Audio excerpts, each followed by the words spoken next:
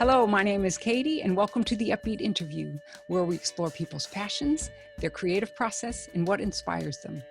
If you like this video, please give it a thumbs up and subscribe. Our guest today is writer Cathy Gigante-Brown. She writes fiction, nonfiction, and poetry. She has 5 published books with Volossal Publishing. She's a 2-time cancer survivor.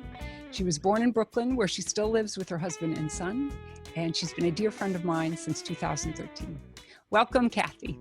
Thank you for having me. I'm curious what reading meant to you as a kid.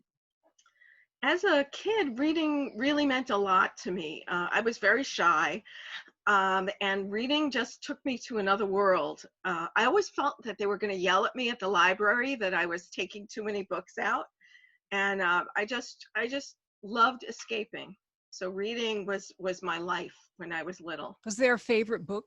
Growing up, it was Mr. Popper's Penguins. I had this really wonderful 3rd grade teacher named Mildred McVeigh, and I thank her in my first book, In the L, because she didn't teach me to read, but she taught me how to love to read. And she, on Friday afternoons when we were good, she would read to us. And we were old enough to read ourselves, but there's something wonderful about somebody reading to you.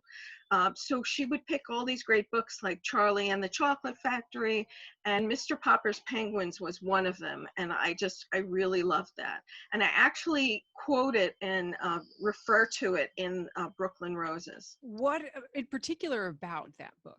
It was just crazy. It was this man who these penguins kind of came into his life, and he just kind of he tried to raise them, and then things went haywire, and then he eventually realized he had to bring them back to, I think it was the Antarctic, and wave goodbye. They waved goodbye with their flippers very sadly, and it was just really beautiful. Sounds like a whole other world, to be able to go to. It was very different than Brooklyn. It was. Was there any early experience that showed you how powerful that words are? I always saw the power of words in music, in songs. My family was very into music, and just the way a music could change your mood and a song could change your mood. And speeches like Martin Luther King's speeches, how they could just, even as a young kid, hearing them, they could just kind of change the world. And I saw how words could hurt. I was, again, very shy, and I wasn't quite bullied, but kids were mean to me. And I saw how words could really cut. And I learned to just use them very, I guess, industriously, or just be very careful of the words that you choose and the words that you use. Have you always wanted to be a writer? I have always wanted to be a writer. I don't know why. I just felt like it was something that I knew that I was good at, or people told me I was good at from early on. And I could see the change in people listening to things that I wrote. And to me, it was just a horror having to read out loud, but just to give people poetry and things that I wrote. When I was little, I started with poems, and they were so lovelorn and so miserable. I'm amazed I made it to adulthood. Because you would know, I actually threw away some of my notebooks with some of the poetry when I was a kid, because it was painful. It was really painful. Do you remember any excerpts from things that weren't so painful, like any kind of little nuggets that you had? There was a poem that I had written, I think it was called Sometimes, that was published in 17 magazine, and a woman found me on Facebook years later and said, "Oh, are you the same Cathy Gigante who wrote this poem Sometimes?" And she had a copy of it folded up, and she kept it in her wallet. It was amazing. I can't remember very much of it, but that it struck somebody else was really meaningful to me. At that young of an age, you had your work published? Yes, I was very lucky. In high school, I had an internship to 17 magazine, and they bought a lot of my poetry, and they bought it. It kind of financed me through college, because they published the poems of teens. And so until I was 19, they just bought up as much as they could. So it was really, it was great. I mean, I get something like $10 a poem, or something like that. And I was doing little articles for them, and it was great. So I started sending out my work early on. A lot of rejections too. And in those days, you didn't just send things out on the internet. You had to actually do things by mail and have a self-addressed stamped envelope. So it was kind of expensive to get rejected. But I started sending my work out at a very young age. How did you handle the rejection? They hurt a little bit, but I just kind of got back on the horse. I just got right back and started sending things out again. I'd heard things like Moby Dick had been rejected like 96 times. So that kind of kept me going, you know, just having something like that, like if a great American novel could be rejected so many times, then, you know, I could have my poem rejected 5 times. You know, looking at people who've had challenges is really a big inspiration. You know, it's not just you, and if they could do it, then maybe you could too. I just kept pursuing. I just kept sending my work out. I kept sending out fiction, and I got a lot of work published. I had a lot of short stories published in a magazine called Buffalo Spree. They were kind of like the New Yorker of Buffalo. So I got a lot of fiction published as well, and I just kept doing it. That's what you have to do. Books happen, you know, little by little. It's not like, you know, you just sit down and write big chunks of it. It's almost like you're stealing little pieces of time. I find if I have the whole day to sit and work on a book, you know, work on writing my novel, I don't do it. I'll just play on Facebook, or I'll do all kinds of stuff. But if it's almost like you're sneaking away time, I find I'm more productive when I'm just kind of like stealing moments, kind of. The writer Anne Lamott says you do it bird by bird. So it's like you do it little, but sentence by sentence. You do a paragraph, you do a page, you do a chapter, and before you know it, you have a novel. And you peck away at it, and you just move forward. And I try to just write, just get it out, as ugly as and imperfect as the first draft is, that you don't keep going back and trying to fix it and trying to fix it. That's what, you know, other drafts are. You know, that's what editing is for. And I think writing is half actual writing and half of it is editing. And you kind of feel when it's done. You feel when it's right. Do you feel a commitment to your characters, like to finish it? I do. I kind of feel a commitment to telling their stories, to getting it right, to kind of getting it out there. Yeah, I do feel a commitment to them. And they feel very real to me. And a lot of them are inspired by real characters. And they just kind of, it's almost like they're talking, and, you know, it's unraveling in front of me. And sometimes I have to like struggle to keep up with it, you know, like the story that's coming together in my head. And often things happen that I didn't imagine were going to happen. I'll write an outline or just very rough sketch, and then I'll just stick to it. And then sometimes something happens and it's like, oh, wow, that's pretty cool. I'll do as much research as I can before.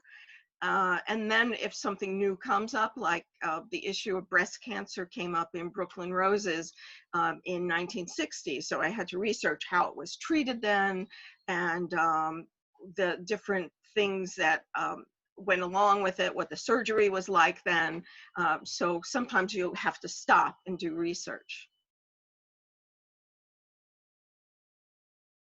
You currently are dealing with a cancer diagnosis. Yes, I had a reoccurrence of breast cancer. I was originally diagnosed in 2013, and unfortunately it came back in 2019. And I was in the middle of writing and finishing up some of the drafts of the, Brooklyn Roses. And part of me was like, I can't write, I have cancer. And then part of me was like, you have to, you know, you have to finish this.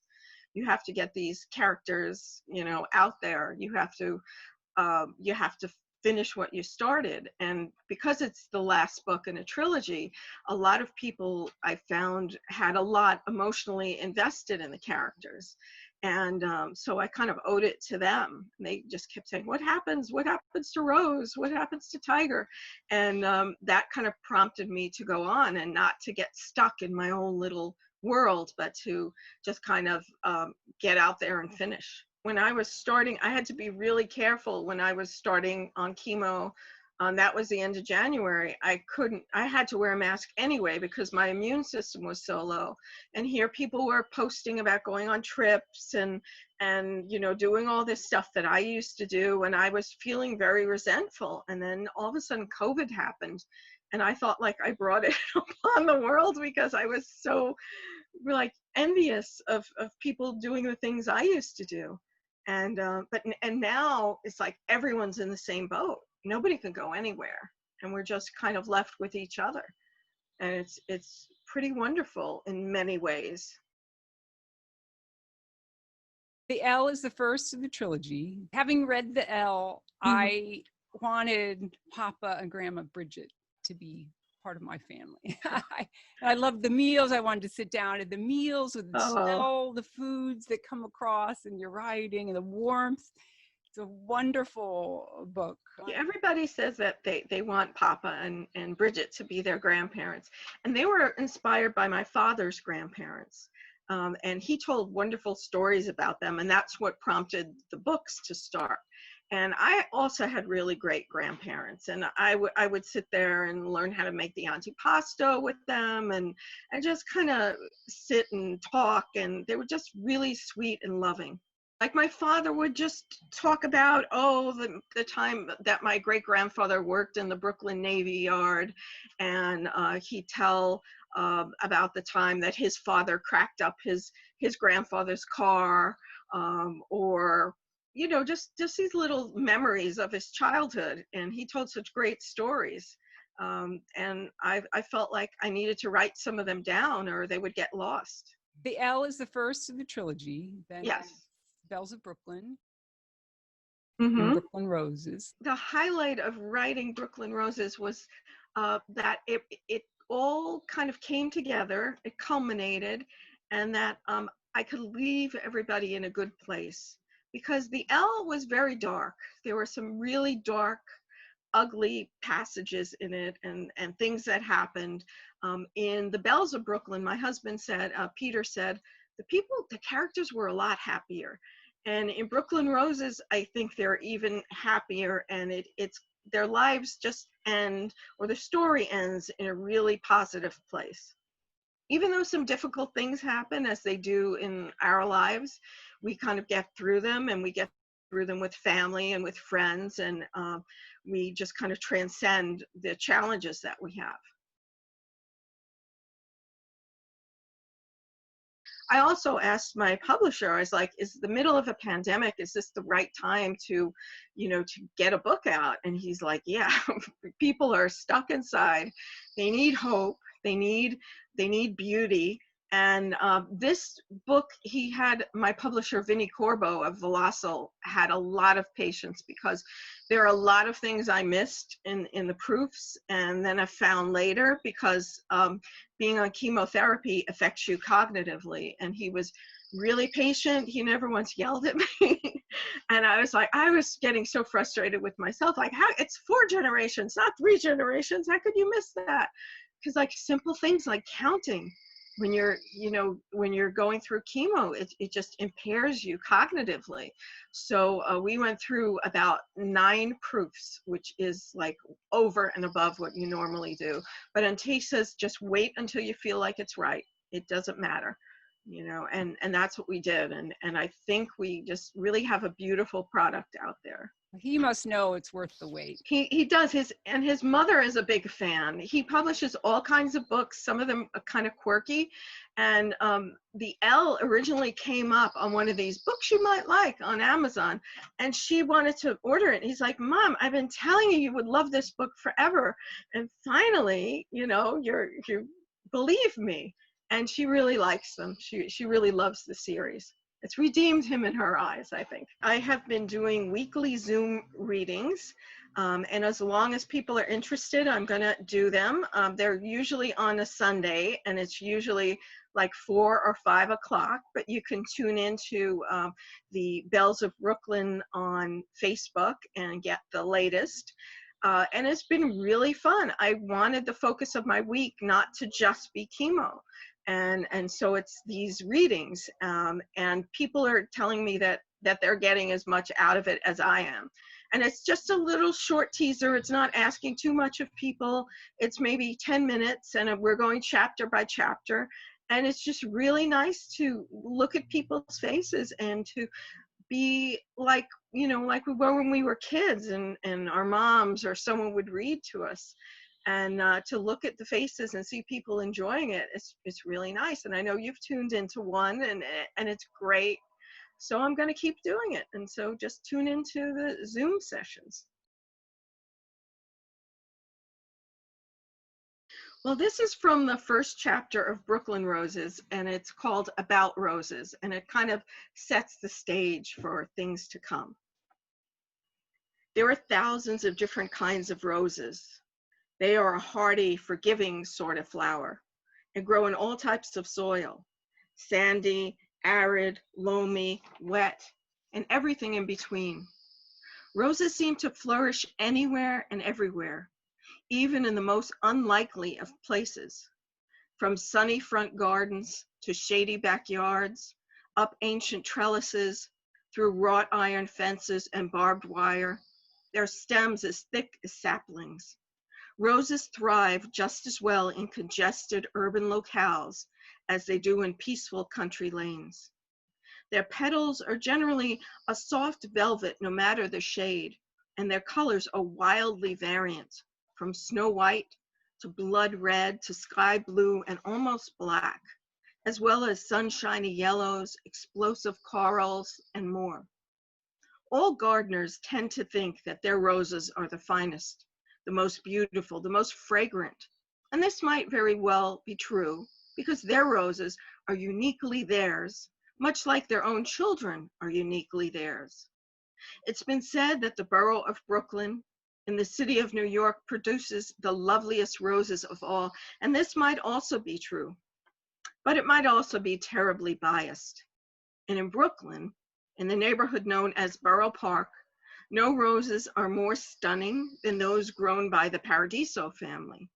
Margarita, Bridget, Virgilio, Musto Paradiso's roses, to be exact. Even after the dear old girl passed, Bridget's roses continued to thrive. Some might go as far to say that the blossoms were even more brilliant after her death. Roses had always been a large part of life at the Paradiso place.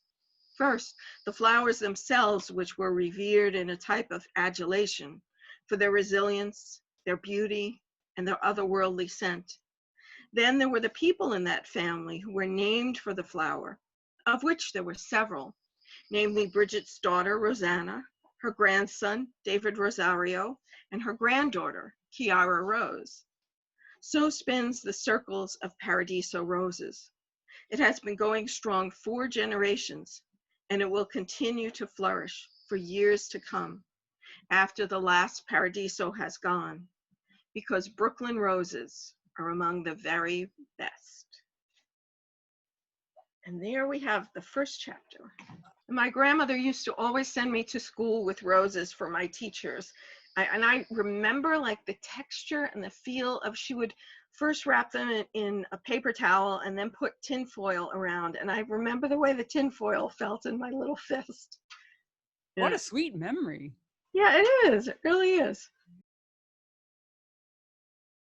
My writing does have a lot of spirituality that I read back over it and I'm like, oh my gosh, there's like so much church in it. But the Paradisos are Catholics and like their religion, and I think not so much a certain like Catholicism or Buddhism, and there's a lot of Jewish traditions that are mentioned.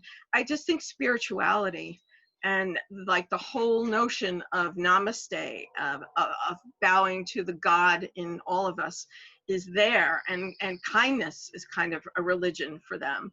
So not really traditional religion, but definitely a spirituality that's in there, and the way that we should treat each other, and just general kindness. Now, you mentioned your husband, Peter. I wanted to ask about how your family has supported you in your writing. Well, they give me the space to write, the time and the space, and they're really positive. They're there for readings, and my family just they buy the books, and they're just they're really into them. And in fact, my Aunt Lucy just recently, we were on a Zoom call for our little cousin's birthday, and she was like, "Oh my God, I finished the book. I didn't want it to end." And then she was crying. But you know, they're really supportive, and it's really valuable to me, and that it means something to people is really like the best compliment you could have.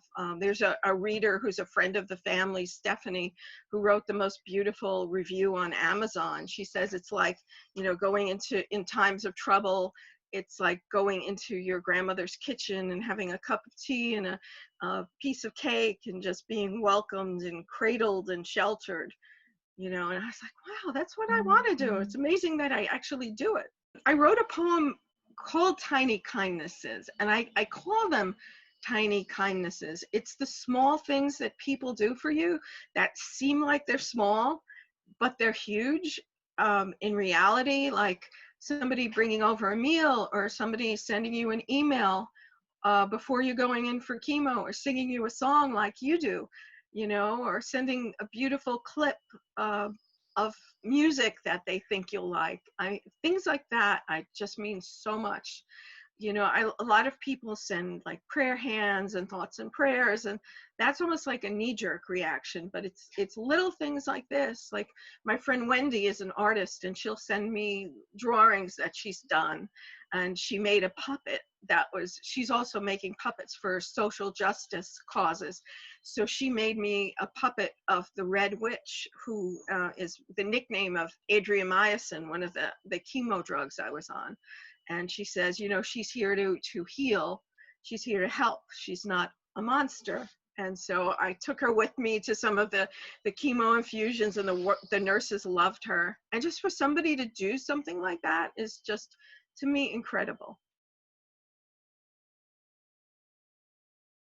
What have you discovered about yourself since the initial cancer diagnosis? I've discovered since being diagnosed with cancer, not once but twice, that I'm a lot stronger than I thought I was.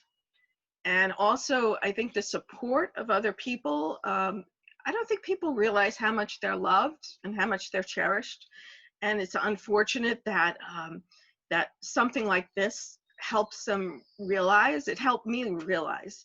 And I remember many years ago, a friend of mine, Annie, had a houseboat fire, and she lost everything that she owned in it. But she said to me, but I was so lucky. And I'm like, how could you possibly be lucky? And she said, because I realized how much I was loved by people who gave me things and did things for me. And I think I realized that as well, is that how much my friends and my family think that I'm important, and how much I mean to them.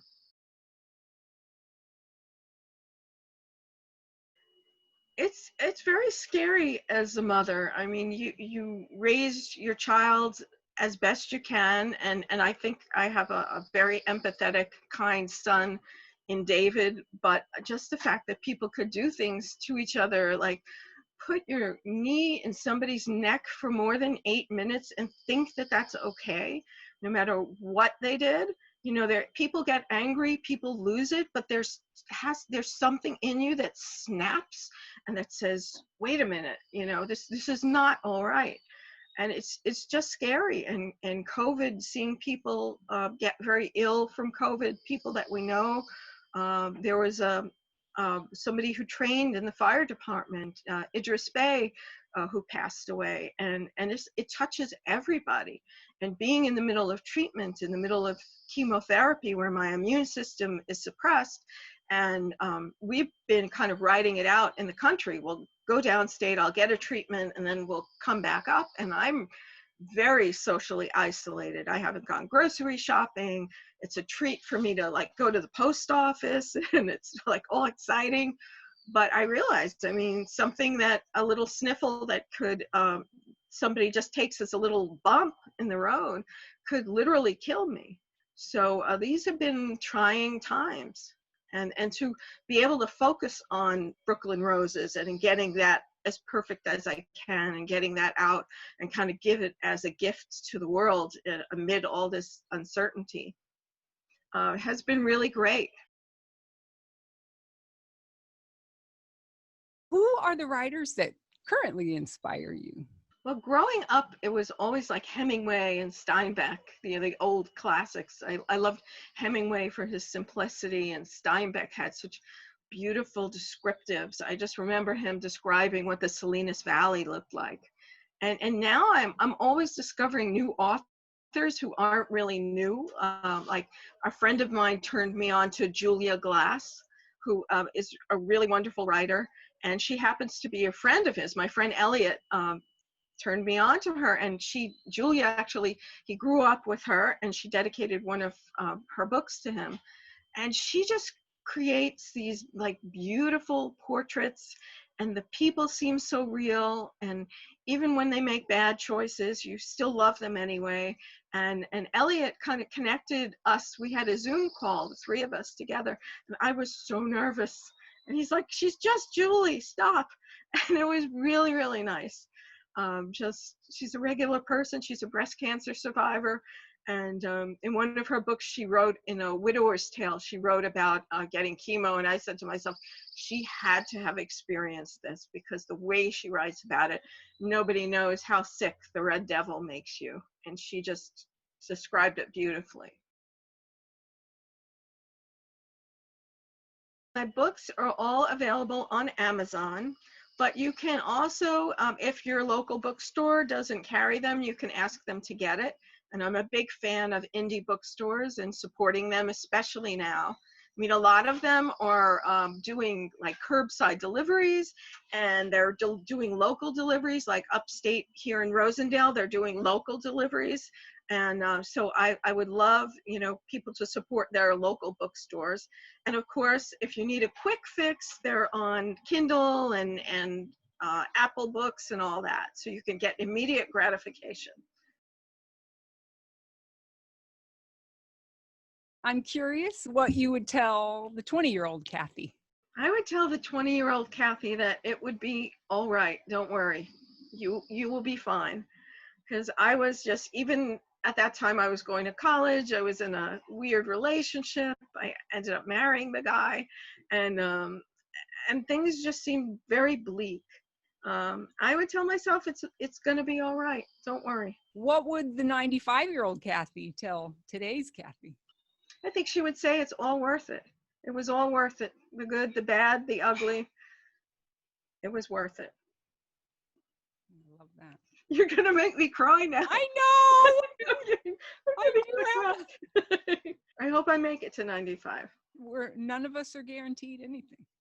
It's true. So that's one thing cancer has taught me, that it's all a gift, that just waking up in the morning is a big thing, and I would love to be here to, in 5 years and just to 10 years to see my son graduate college, to hold his first child, to dance at his wedding, well, in the other order, but it's all a gift. Just getting up in the morning is something. What are you looking forward to? I'm looking forward to just tomorrow, to the next day, the next book, the next trip, to being well. That's what I'm looking forward to. Thank you, Cathy Gigante-Brown. Thank you very much. Thanks for having me. Cathy, I love you. Thank you. I love you right back.